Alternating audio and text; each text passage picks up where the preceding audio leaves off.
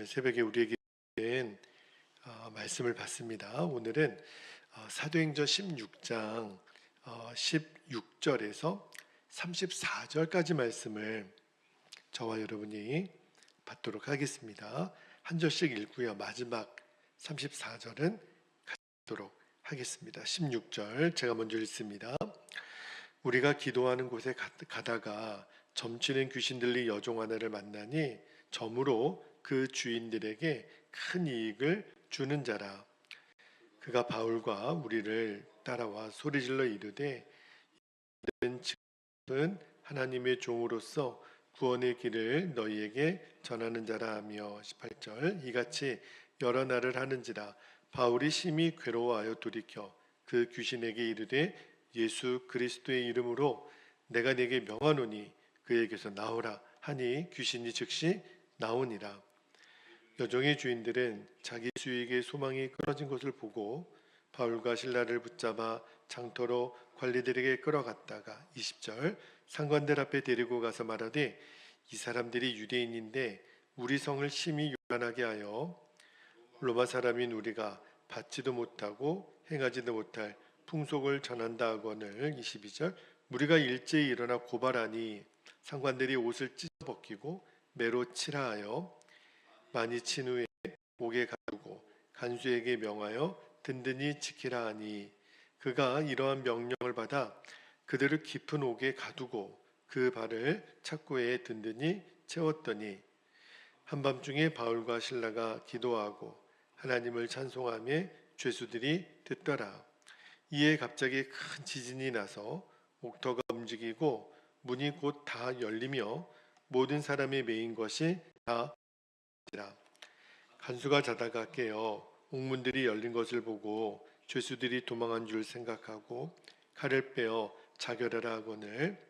28절 바울이 소리질러 이르되 너희 몸을 상하지 말라 우리가 다 여기 있노라 하니 간수가 등불을 달라고 하며 뛰어들어가 무서워 떨며 바울과 실라 앞에 엎드리고 30절 그들이 데리고 나가 이르되 선생님들이여 내가 어떻게 하여야 구원을 받으리까 하거늘. 이르되 주 예수를 믿으라 그리하면 너와 내 집이 구원을 받으리라. 주의 말씀을 그 사람과 그 집에 있는 모든 사람에게 전하더라.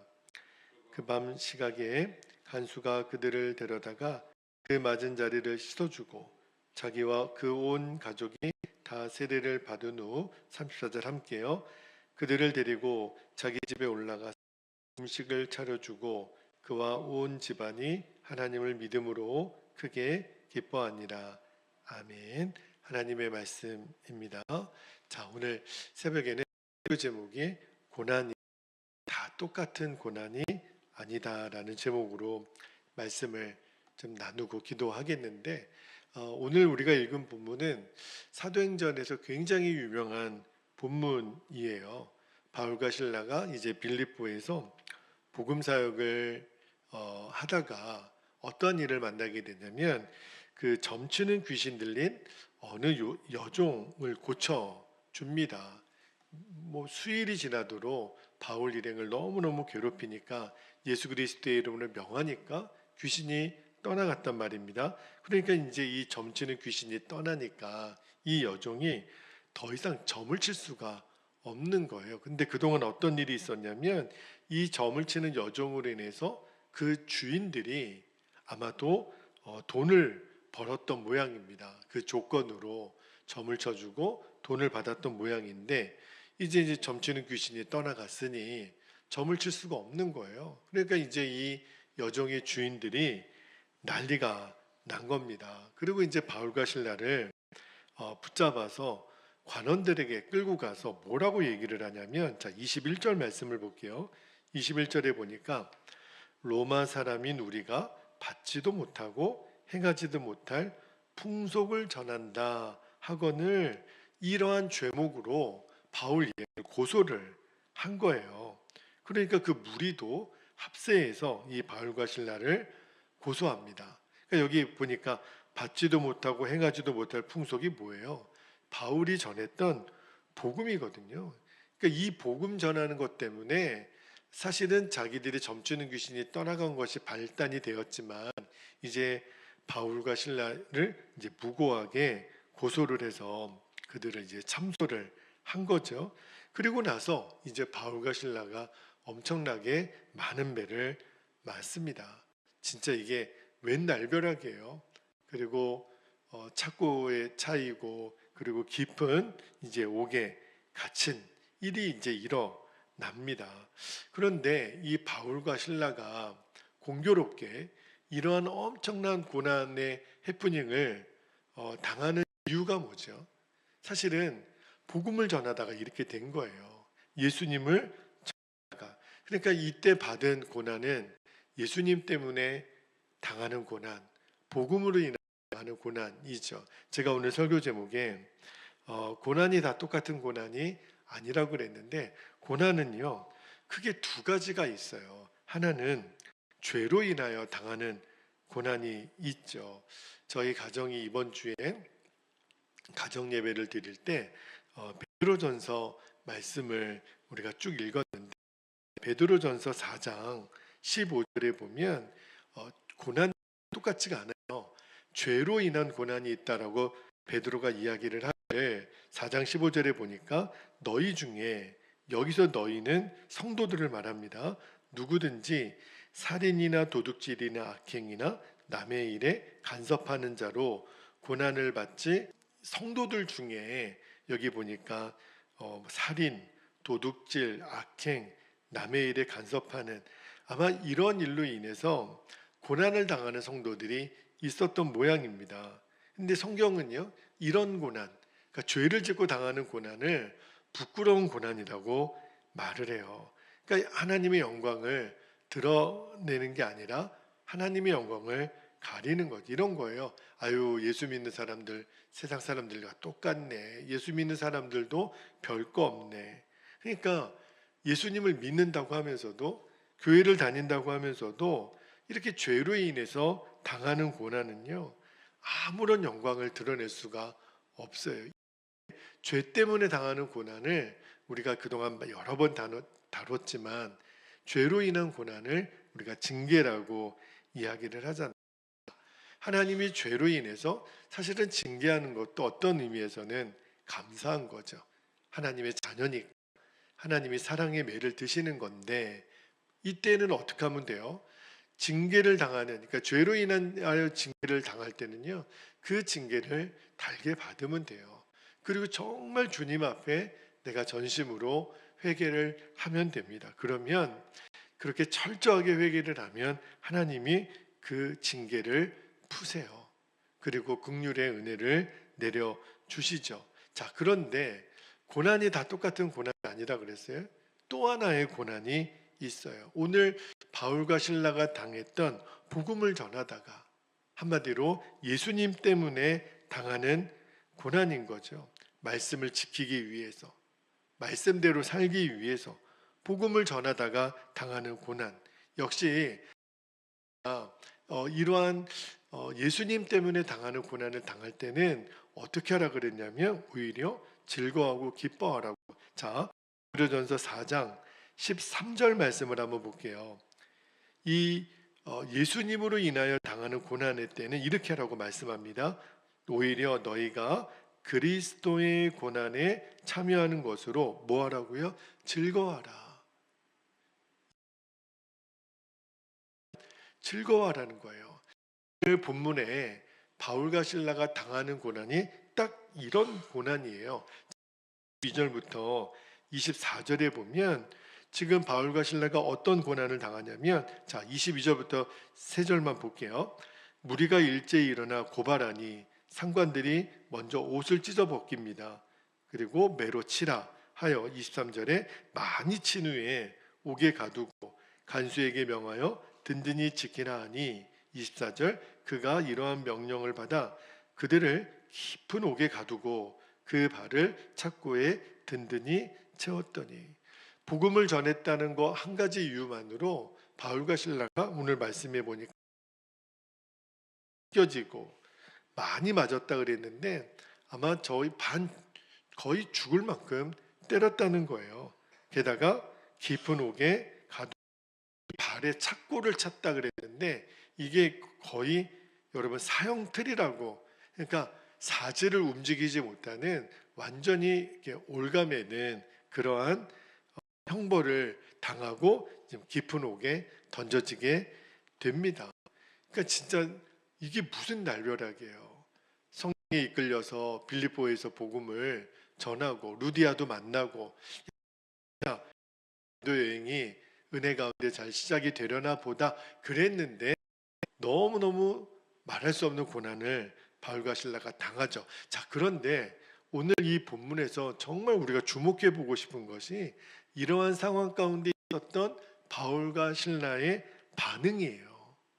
그들은 어떻게 했냐면 25절에 보니까 기도하고 찬송하는데, 자 25절 말씀 볼게요. 한밤중에 이렇게 두들겨 맞고 착고에 매여서 깊은 옥에 갇혀진 이들이 한밤중에 바울과 실라가 뭐 했다고요? 기도하고 하나님을 찬송하며 죄수들이 듣더라. 여기 기도하고 찬송했다라고 하는 원어를 보니까 그냥 읍조리다가 아니에요. 엄청나게 큰 목소리로 이들은 기도하고 찬양했다라는 거예요. 왜 그러냐면 죄수들이 다 들을 정도로, 옆에 있는 죄수들이 이게 도대체 무슨 소리야? 그 감옥에 갇힌 바울과 실라가 엄청나게, 근데 원어도 보니까 너무너무 기쁘게 찬양을 했다는 거예요. 환희에 찬 목소리로 찬양을 했다라는 거예요. 사실 생각해 보면 여러분, 감옥에 갇힌 게 도대체 뭐가 좋다고 그렇게 두들겨 맞았는데 발에 착고에 차고, 지금 상황이 기뻐서 찬양할 그런 상황이 아니잖아요. 그런데 지금 바울과 실라는 정말 죽도록 매맞고 지금 너무너무 기뻐서 찬양을 한다는 거예요.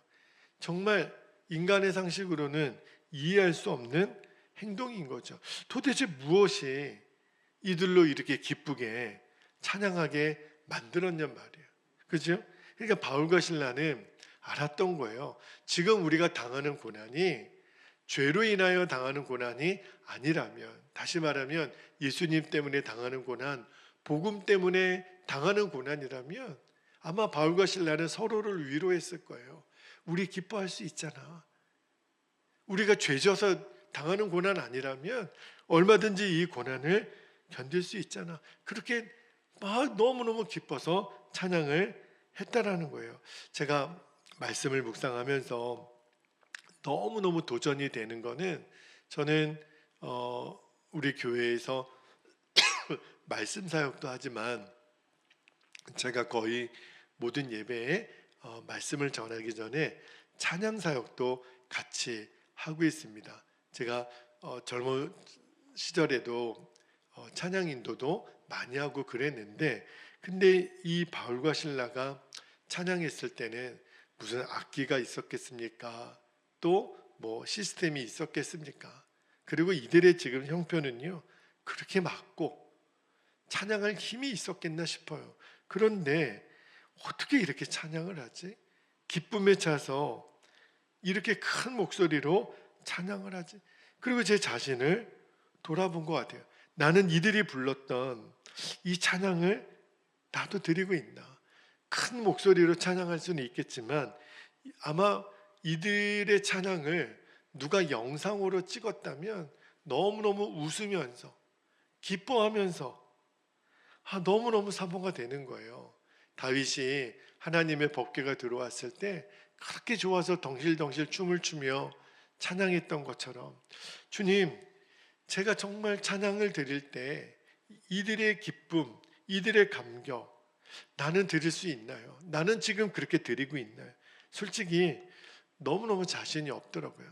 여러분, 우리는 다 누구든지 내가 기쁜 일이 생기면, 예를 들어 뭐 오랫동안 기도했던 기도 제목이 응답되었거나, 갑자기 무슨 사업의 문이 활짝 열렸거나, 어떤 마음의 소원이 이루어졌거나, 골치 아픈 문제가 해결이 됐거나, 정말 기적 같은 일이 일어나면 시키지 않아도 너무너무 기뻐하지 않겠습니까? 막 큰 목소리로 찬양하지 않겠습니까? 그런데 지금 바울과 실라가 당했던 상황이 그런 상황이 아니잖아요. 진짜 불평해도 원망해도 시원하지 않을 그런 상황이잖아요. 만약에 우리 성도들 중에 이러한 시험에 빠지면 아니 그냥 낙심하지 않은 정도만 해도 잘한 거 아닙니까? 귀한 성도 아닙니까? 그런데 바울과 실라는 어떻게 이럴 수 있지? 보통 사람 같았으면 낙심하고 절망하고 원망하고 불평했을 텐데, 그렇다면 말씀을 묵상하다가 바울과 실라와 우리의 차이점은 뭘까? 어떻게 이런 상황 가운데서도 찬송할 수 있을까? 이들이 무슨 뭐 맷집이 강해가지고 이 상황을 견딜 수 있었겠어요? 그죠? 아니 지금 감옥에 갇혀 있으면서 누구에게는 고난당하는 것이 불평이고 낙심의 조건인데 어째 이들은 오히려 기쁨이 될 수 있느냐 말이에요. 도대체 무엇이 차이가 나는 거죠? 한 가지 차이가 난다면 이들에게 있어서는 예수님이 전부였어요. 그러니까 예수님이 어떤 분이신가에 대한 태도가 고난이 왔을 때 누구에게는 기쁨이 되고 누구에게는 원망이 되는 것은 내가 예수님을 어떻게 아느냐, 내가 예수님을 어떻게 대하느냐. 바울과 실라에게 있어서는요, 예수님이 그들의 전부였어요. 여러분, 나의 전부이신 예수님이 나와 함께 계시면 사실은 그것으로 충분한 거죠. 왜냐하면 예수님이 나의 전부이니까. 그래서 바울과 실라는 낙심하지 않아요. 전부이신 예수님이 지금 함께하고 있는데 낙심할 이유가 뭐가 있겠어요? 지금 바울과 실라가 너무 많이 맞아서 온 몸은 아주 만신창이가 됐겠죠. 여러분, 그러나 그들은 온몸이 건강했을 때 느낄 수 없었던 그 몸은 너무너무 욱신거리고 아팠겠지만 그 주님의 사랑의 손길이 느껴지는 거예요. 발의 착고의 차이고 너무나 힘들었지만 평상시에 편안할 때는 느낄 수 없었던 그 예수님의 위로의 손길, 아마 예수님이 이들의 몸을 만져주셨을 것 같아요. 바울아 실라야 많이 아프지? 아마 예수님이 얼마나 사랑의 손길을 대셨을까. 지금 죄수의 신분이 되었지만 감옥에 갇혔지만 오히려 바울과 실라는 전부이신 예수님이 함께 계신 것을 알기 때문에 오히려 더 자유를 느끼고 친밀함과 평안을 느꼈을 거예요. 오히려 그 함께 계시는 예수님 때문에 그 예수님의 먼 곳에 계신 게 아니라 바로 내 안에 계시고 내 옆에 계신 너무너무 친밀하게 예수님을 체험했을 거예요. 여러분, 예수님이 나의 전부이신 예수님이 나와 함께 계시다. 분명히 나와 지금 함께 계시다. 이것을 아는 것보다, 이것을 경험하는 것보다 더 기쁘고 행복하고 황홀한 순간이 어디 있겠어요? 그죠? 우리도 똑같아요. 고난의 크기가 문제가 아니라 예수님 그분이 진짜 나와 계시는구나. 예수님 나의 전부이신 것을 아는 자들에게는요, 고난이 더 이상 고난이 되지 않는다. 오히려 기쁨이 되니까 이들은 찬송하고 기도가 되는 거예요. 여러분, 예수님이 전부인 사람은요, 우리도 압니다.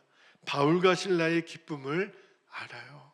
보통 사람들은 바울과 실라를 보면 그냥 아이고 안 됐네, 복음을 전하다가 어째 이런 고난을 당하나, 큰 소리로 찬양하지 않는다 할지라도, 여러분, 예수님이 전부인 사람은요, 예수님 때문에 누리는 기쁨과 평안을 알아요. 그러나 그렇지 않은 사람들은 아이고 안 됐네, 복음 전하다가 이게 무슨 꼴이야, 오히려 바울과 실라를 불쌍하게 여기겠죠. 그죠?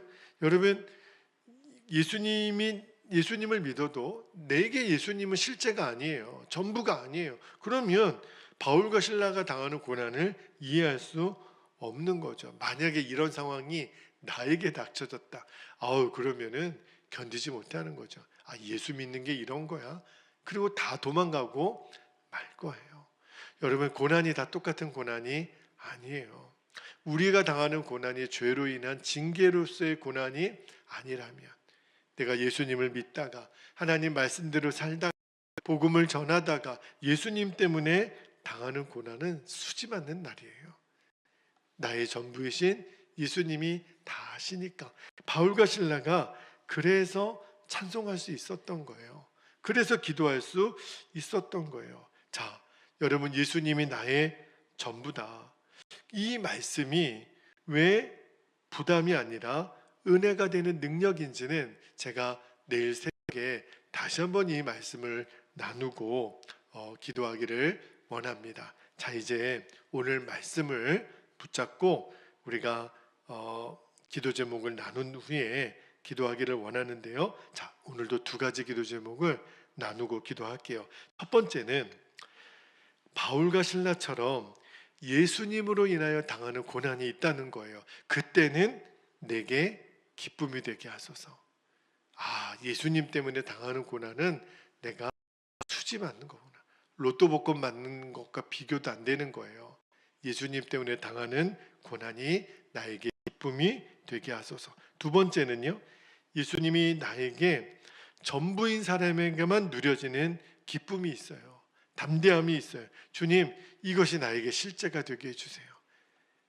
예수님, 나의 전부이신 예수님, 그 예수님이 내게 더 생생하게 느껴지는, 이렇게 기쁨이 되고 감격되고 담대함이 되는 것이 나에게 실제가 되게 하소서. 오늘도 여러분 이 말씀을 기억하고 종일토록 예수님이 저와 여러분의 전부가 되시기를 사모하며 시간 주님의 이름을 간절히 부르신 후에 통성으로 기도하겠습니다.